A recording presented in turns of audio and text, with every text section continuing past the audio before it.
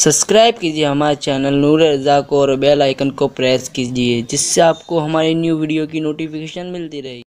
Karbala की जो जंग है, जंग करबला, क्योंकि जदीद तहकीक के नाम पर लोग करबला को उसकी जो रंगीनी है और उसकी जो तासीर है, उसकी जो मजलूमियत है, उसको कम करने की कोशिश कर रहे हैं। तकरीबन 1857 के बाद से अहले सुन्नत से जो फ़िरके कटे, उनकी कोशिश आज तक यही है कि किसी भी तरह से इस कुर्बानी को हल्की कर दिया जाए। और हर साल जब माह मुहर्रम आने वाला होता है तो चूंकि शोशे गोशे छोड़ना व्हाट्सएप पे बैठकर बहुत आसान हो गया है, तो लोग उसकी गंदगी फैलाते रहते हैं। हमारे ज़हन और दिमाग के अंदर एक चीज़ आती है कि एक तरफ यजीद है और एक तरफ इमाम हुसैन है, और जब व्हाट्सएप के रूपोश लोग जब वो अपनी गंदगी को फैलाते हैं तो ऐसा लगता है कि जैसे वो यजीद और इमाम हुसैन को दो आंखें समझ करके उससे देखने की कोशिश करते हैं। हालांकि दो आंख से देखना भी बड़ा जुर्म था कि एक आंख यजीद और एक आंख इमाम हुसैन, लेकिन उस पर तुरफा ये तमाशा किया जाता है कि यजीद की तरफदारी होती है और इमाम अली मकाम को फिर घटाया जाता है, और एक तस्वुर देने की कोशिश की जाती है कि जितनी रिवायतें इमाम हुसैन की शान में है वो किसी गुमराह फिरके की गढ़ी हुई है और उसकी कोई हैसियत नहीं है। तो चूंकि यजीद और इमाम हुसैन को गोया के तराजू के एक पल्ले और एक पल्ले में रखने की कोशिश की जा रही है, तो थोड़ा मैं अपने नौजवानों को, नई नस्ल को पहले ये बताऊं कि करबला की जंग का जो मेन किरदार है, जिसे दुनिया इमाम हुसैन कहती है, वो हुसैन है क्या चीज। अगर ये बात समझ में आ गई तो यजीद जैसे करोड़ों लोग इमाम अली मकाम की जूतियों पे लगे हुए गुबार की भी बराबरी नहीं कर सकते। मैं इमाम अली मकाम की जूतियों के गुबार की बात कर रहा हूं, और इसलिए इमाम अली मकाम के जूतियों की गुबार की बात कर रहा हूं। हालांकि अभी मैं उन्वान शुरू नहीं किया, लेकिन मुझे एक बात याद आ गई। इसको भी कोई कहेगा कि ये चूंकि अहले सुन्नत से इनका ताल्लुक अकीदत वाले लोग हैं, तो इसमें भी इन्होंने गुलू कर दिया। कहां ताबई, यजीद को ताबई में शुमार करते हैं, और कहां ताबई और कहां इमाम हुसैन की जूतियां। मैं कहता हूं इस पर भी मेरे पास हदीस मौजूद है कि इमाम अली मकाम की जूतियों के गुबार का मुकाबला भी यजीद नहीं कर सकता। आइए एक हदीस लें आप। ये हदीस अल्लाह के रसूल सल्लल्लाहु अलैहि वसल्लम के सहाबी हजरत सैयदना अबू हुरैरा मदीने के बाजारों में ऐलान करते थे, अल्लाहुम्मा इन्नी आऊज़ु बिका मिन रासिस सित्तीन व इमारतुस सिबियान। ए अल्लाह, में सन 60 हिजरी की हुकूमत से और बच्चों की क़यादत और सल्तनत से तेरी पनाह मांगता हूं।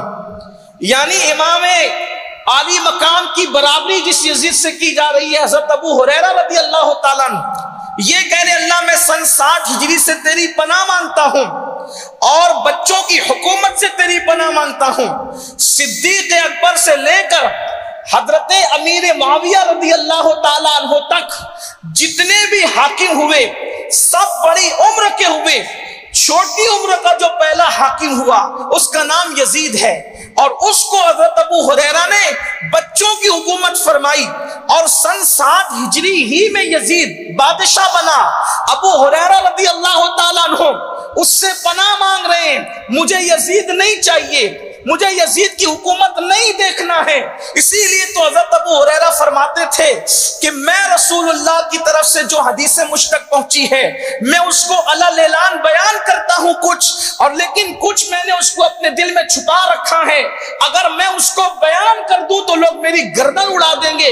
یعنی کہ یہ وہی باتیں تھی اللہ اکبر جس کی طرف بعض محدثین نے اشارہ کیا، اور پھر اللہ نے حضرت سیدنا ابو ہریرہ رضی اللہ تعالیٰ عنہ کو سن 59 ہجری کے اندر وصال عطا فرما دیا اور وفات عطا فرما دیا، اور 59 ہجری میں یعنی 60 آنے سے پہلے حضرت ابو ہریرہ دنیا سے تشریف لے گئے اور مدینہ منورہ میں جنت البقیع میں آرام فرما رہے ہیں۔ کس کی حکومت سے پناہ مانگی؟ یزید کی حکومت سے۔ کس کی حکومت نہیں دیکھنا چاہتے تھے؟ یزید کی حکومت۔ کس کو برداشت نہیں کرنا چاہتے تھے؟ یزید کو۔ اب ایک طرف یزید کے بارے میں حضرت ابو ہریرہ کا نظریہ یہ ہے، اور دوسری طرف امام علی مقام کے لیے کیا ہے؟ اللہ اکبر۔ حافظ ذہبی جو ابن تیمیہ کے شاگرد ہیں وہ اپنی کتاب کے اندر لکھتے ہیں، اللہ اکبر، کیا لکھتے ہیں سیر اعلام کے اندر کہ امام علی مقام علی جدی علیہ السلام ایک جنازہ پڑھانے کے لیے آئے، اور جب اپنی نالین کی طرف جنازہ پڑھانے کے بعد پہنچے تو اللہ اکبر وہ حضرت ابو ہریرہ تھے جو حضرت امام علی مقام کے آگے دوڑ کر کے گئے اور امام علی مقام کی جوتیوں کو سامنے رکھا اور اپنے امامے کے شملے سے امام علی مقام کے جوتیوں کا غبار صاف کیا، کر بتا دیا کہ ابو ہریرہ کے نزدیک جو امام حسین کے جوتوں کے غبار کی اہمیت ہے اتنی اہمیت بھی ہمارے نزدیک یزید کی نہیں ہے۔ یہ میں نہیں کہہ رہا ہوں، یہ حضرت ابو ہریرہ بتا رہے ہیں۔ سیدنا ابو ہریرہ اپنے امامے کے شملے سے کہاں اس کا منہ دیکھنا نہیں چاہتے، اور کہاں اپنے امامے کے شملے سے امام حسین کی نالین کا جوتیوں کا غبار صاف کرتے ہیں۔ آپ اندازہ تو کریں اگر کوئی عالم کے سامنے کوئی بندہ جوتیاں سیدھی کرے تو لوگ آنکھیں پھاڑ کے کہتے او دیکھو وہ کتنا بڑا عالم ہوگا جس کی جوتیاں مسجد کا امام سیدھا کر رہا ہے۔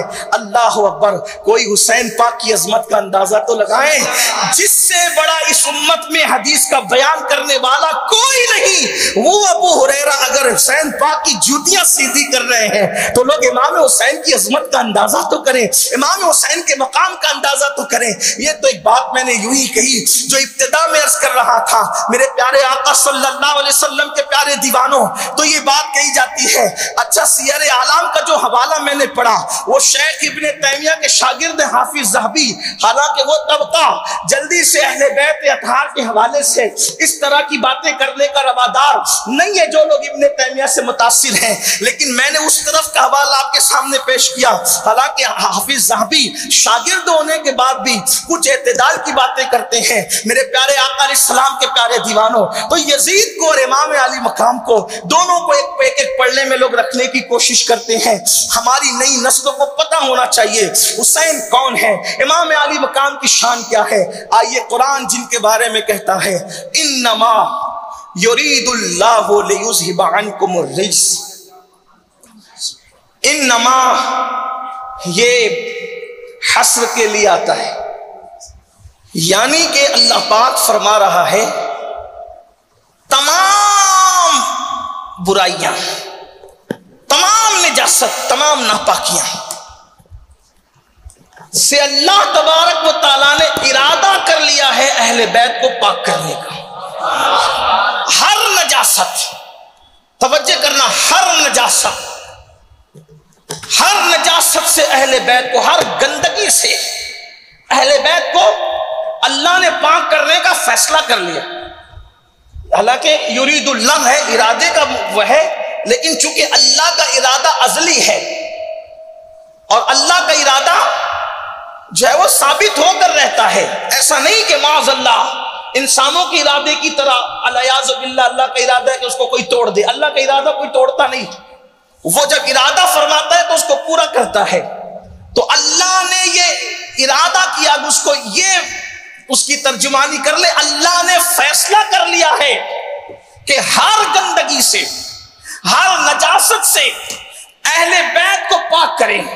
وَيُطَهِّرَكُمْ تَطْهِيرًا، ایک تو ابتدا میں انما فرمایا یعنی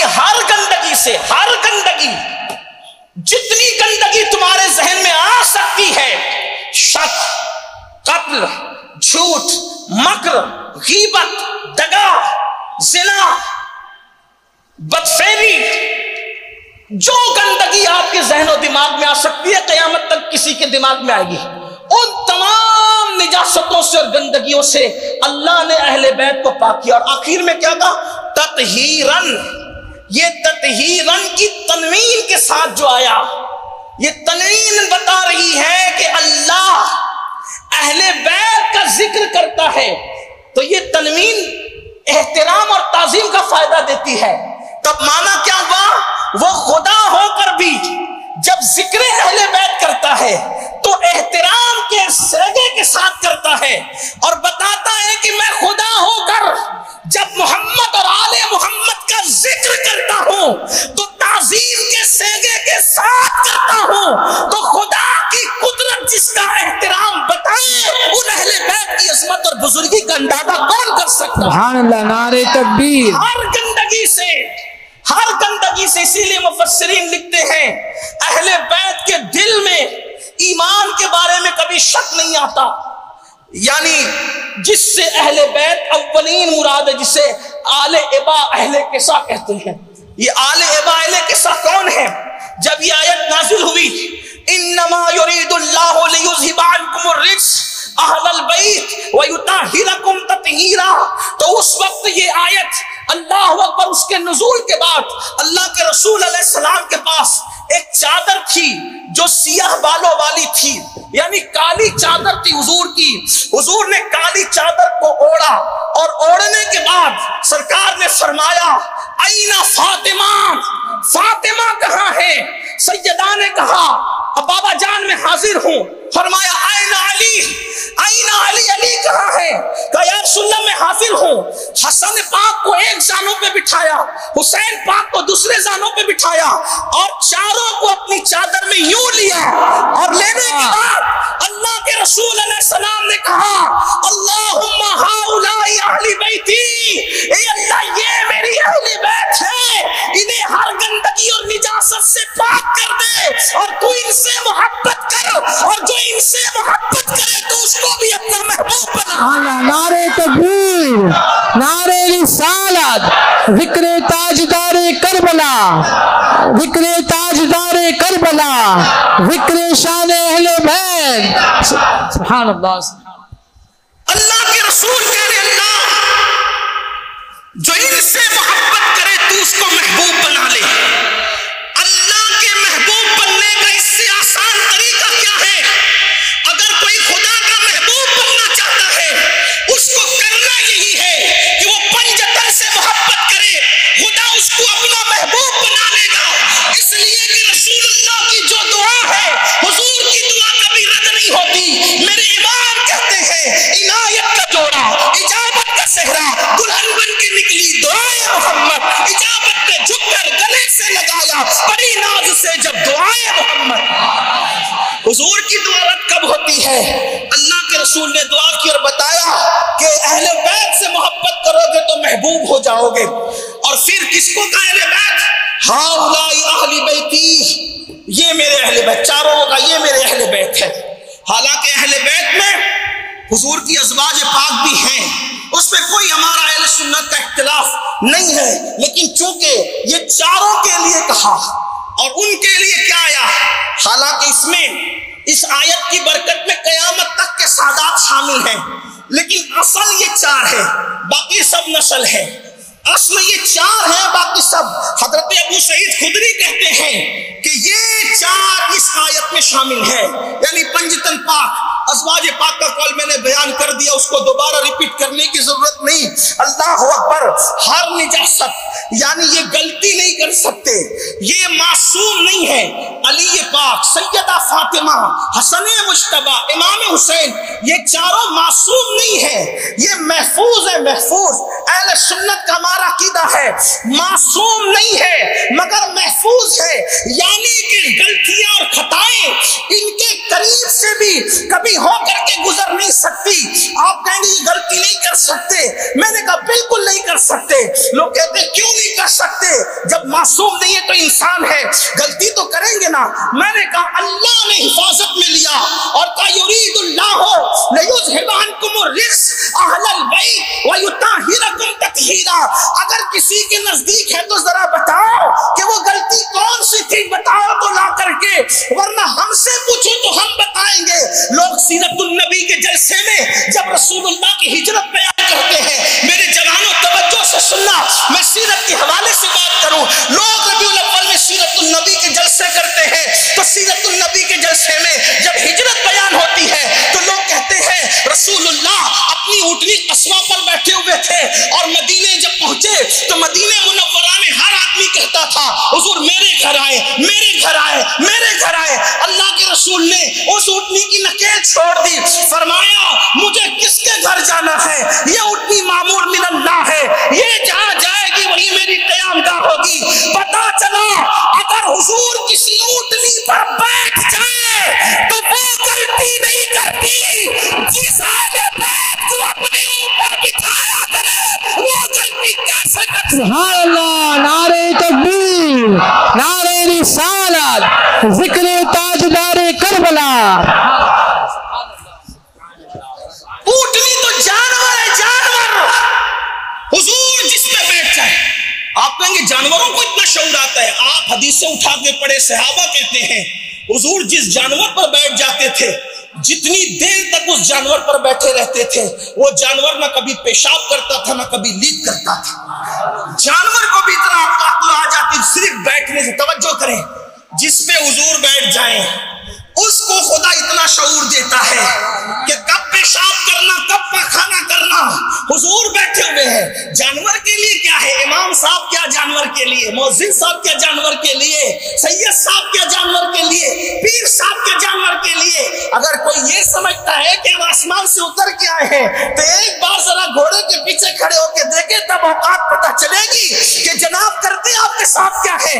لیکن قربان یہ شان نبوت ہے، قدرت نے کیا شان دی، حضور جس پہ بیٹھ جائیں وہ رسول اللہ کے بیٹھنے تک نہ پیشاب کرتا ہے نہ پخانہ کرتا ہے، اور اس کے لیے حضور کہتے ہیں معمور من اللہ ہے، اللہ کی طرف سے اس کو حکم ہے یہ کہاں جائے کہاں نہ جائے۔ آپ سے پوچھتا ہوں اونٹنی تو ہی تھی، کسی یہود کے آنگن میں جا کے بیٹھ جاتی، وہ کہتا میں نے آپ کو نہیں ٹھہرانا، لیکن حضور کو یقین کتنا ہے جس پر میں بیٹھوں گا وہ غلطی نہیں کرے۔ توجہ کرتے جانا، توجہ کرتے جانا میری قوم کے جوانوں، لوگوں کو کیا سمجھ ہے، یوں کہا کرتے ہیں سنی اہل بیت کی داستان ہم یوں کرتے ہیں، اس لیے کہ ہمارے یہاں بناوٹی رونے دھونے کا کوئی تصور نہیں ہے۔ ہم پوری دیانتداری سے، کیونکہ اہل بیت کی محبت کو ہم سیاست نہیں سمجھتے، محبت اہل بیت کو ہم عبادت سمجھتے ہیں۔ حضور کو کتنا یقین تھا کہ اونٹنی بیٹھی، کسی یہودی کے گھر بھی بیٹھ سکتی تھی، وہ کہتا میں نے نہیں رکھنا آپ کو معاذ اللہ، لیکن حضور کو یقین تھا یہ ہوگا نہیں۔ اور اونٹنی بیٹھی کہاں؟ اسی ابو ایوب کے گھر میں جو اصل میں تھا حضور کا گھر۔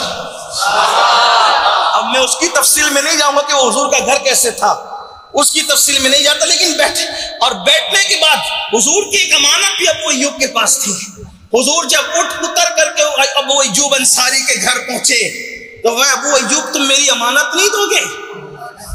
اس کی عرض میں کون سی امانت، آپ تو آئی مدینے میں پہلی مرتبہ تھے، کون سی امانت؟ فرمایا وہ تبا کا جو خط تھا نا، جو اس نے لکھ کر کے دیا تھا کہ میں آپ پہ ایمان لاتا ہوں آپ میری شفاعت فرمائیں، وہ امانت تو دے دو۔ اللہ اکبر، آپ اندازہ کریں، آپ ذرا دھیان سے سنیں، حضور جانور پہ بیٹھیں، وہ جانور خطا نہیں کرتا، وہ جانور غلطی نہیں کرتا، حضور جن کو اپنے اوپر بٹھائیں، توجہ کریں، جن کو اپنے اوپر بٹھایا وہ تین لوگ ہیں، ایک علی مرتضی ہے۔ کب بٹھایا؟ فتح مکہ کے دن، فتح مکہ کے دن پہلے کہا ابو بکر، پہلے کہا علی میرے کندھے پہ چڑھو اور یہ بت توڑو۔ عرض کی یا رسول اللہ میں آپ کے کندھے پہ کیا چڑھوں، آپ میرے کندھے پہ چڑھے۔ پہلے علی نے اپنے کندھے پہ حضور کو چڑھایا. جیسے حضور ان کے کندھے پہ پیر رکھتے ہیں، حضرت علی مرتضیٰ کہتے ہیں میری ٹانگیں کانپنے لگی، میرے پیر کانپ گئے. کیوں؟ خیبر کا دروازہ اٹھانا اور بات ہے، بار نبوت اٹھانا اور بات. خیبر کا دروازہ اٹھاڑ کے ڈھال بنائی. ایک روایت ہے کہ اکھاڑ کے پھینکا، ایک روایت ہے کہ ڈھال بنائی. اور ڈھال بنانا کس کو کہتے ہیں؟ ڈھال جو ہوتی ہے نا، اس کو ایک ہاتھ میں لے کر کے دوسرے ہاتھ میں تلوار. علی ڈھال بنا کر کے خیبر کے دروازے کو لڑ رہے ہیں، اور جب اس کو اٹھا کر کے پھینکا تو اس کو 40 آدمیوں نے بعد میں اٹھایا. اور علامہ نقی علی خان امام المتکلمین کے قول کے مطابق 70 لوگوں نے مل کے اٹھایا. بلکہ امام المتکلمین ایک مقام پہ کہتے ہیں کہ 70 بھی اٹھا نہ سکے. جس کو 70 نہ اٹھا سکے اس کو اکیلے علی مرتضیٰ نے اکھاڑ کر اس کو ڈھال بنایا. یہ طاقت ہے علی کی. لیکن جب حضور کو اٹھانے کی بات آئی تو پیر کانپ گئے، اور مولا علی کہتے میں بیٹھ گیا کہ میری ٹانگیں نہ ٹوٹ جائے. بیٹھ گیا. پھر حضور نے جو ہے وہ زمین پر تشریف لائے، فرمایا علی میرے کندھے پہ چڑھو. یہ نصیب اہل بیت کی. کجا یزید کجا حسین، کہاں گندگیوں کی انتہا یزید، کہاں پاکیزیوں کی انتہا. جس پہ کفر بھی آر کرے وہ یزید، اور جو جان ایمان ہو وہ حسین. کہاں یزید جو سرجون بن منصور جیسے یہودی کی گود میں پلا. یزید کو حوالے کر دیا گیا تھا سرجون کے، آپ تاریخ اٹھا کے پڑھیں. جس کی گود میں پلا وہ سرجون بن منصور یہودی تھا. اور کہاں حسین. گود تو دیکھیں، کہاں سرجون جیسے شرابی پاپی کی گود، اور کہاں رسول اللہ کی معصوم گود. یہ تو وہ حقائق ہے جس کا آپ انکار نہیں کر. جو سرجون کی بات میں کر رہے ہیں وہ ابن کثیر نے لکھے. اسی طریقے سے اقد الفرید میں بھی ہے. اسی طریقے سے میں سمجھتا ہوں کہ جتنے لوگوں نے کربلا لکھا اس نے سرجون کا ذکر ضرور کیا جس کی گود میں یزید پلا. اگر صحابی کی گود میں پلا ہوتا تو اتنا کمینہ نہیں ہوتا، لیکن ان کی مصروفیتوں نے یزید کو وہ گود نصیب نہ ہوئی. وہ یہودی کی گود میں حالات ایسے بن گئے تھے، پڑ گیا ادھر. سرجون اس کو پالتا رہا. جس کو تفصیل پڑھنا ابن کثیر کی طرف جائے ادھر پڑھے. لیکن اتنا کہتا ہوں، کیا نصیب اہل بیت کے. رسول اللہ نے اپنے کندھوں پہ علی کو سوار کیا. مولائے کائنات کہتے ہیں میں جب حضور کے کندھوں پہ چڑھا تو ایسا لگتا تھا میرا سر آسمان کو چھو رہا ہے. اتنا بلند ہو گیا میں، ایسا لگتا تھا میرا سر آسمانوں کو چھوتا ہے. یہ مقام ہے علی مرتضیٰ حسن حسین کے بابا کا، حسنین کریمین کے بابا کا. آپ غور کریں یہ شرف کس کو نصیب ہوا. یہ برکتیں یہ حضور کی عطا ہے، جس کو جو چاہیں دے دیں. نبی مختار کل ہیں، جس کو جو چاہیں عطا کر دیں. نبی مختار کل ہیں. اگرچہ ہمارے عقیدے میں اہل سنت کے عقیدے میں افضل البشر بعد الانبیاء بالتحقیق سیدنا ابو بکر صدیق ہے، اور صدیق ہی ہے. لیکن حضور کی عطا جسے جو چاہے عطا کر دے. نبی مختار کل ہے، جس کو جو چاہے عطا کر دے. علی کے مرتضیٰ کو کندھوں پہ کھڑا کیا، حسن مجتبیٰ کو کندھے پہ بٹھایا، حسین پاک کو کندھے پہ بٹھایا، اور پھر یہ تینوں کو کندھے پہ بٹھایا. اور جو حسین پاک کی امی ہے جب وہ آتی تھی تو ان کے لیے خود اٹھ کر کے کھڑے ہو گئے. اب مجھے بتاؤ، جس کے اوپر بیٹھ جائے وہ جانور غلطی نہیں کرتا. جس کو اپنے اوپر بٹھائے یا جس کی آمد پر اٹھ کر کے کھڑے ہو جائے اور یوں کہے فداک امی و ابی یا فاطمہ، فاطمہ تجھ پر میرے ماں باپ قربان ہو جائے.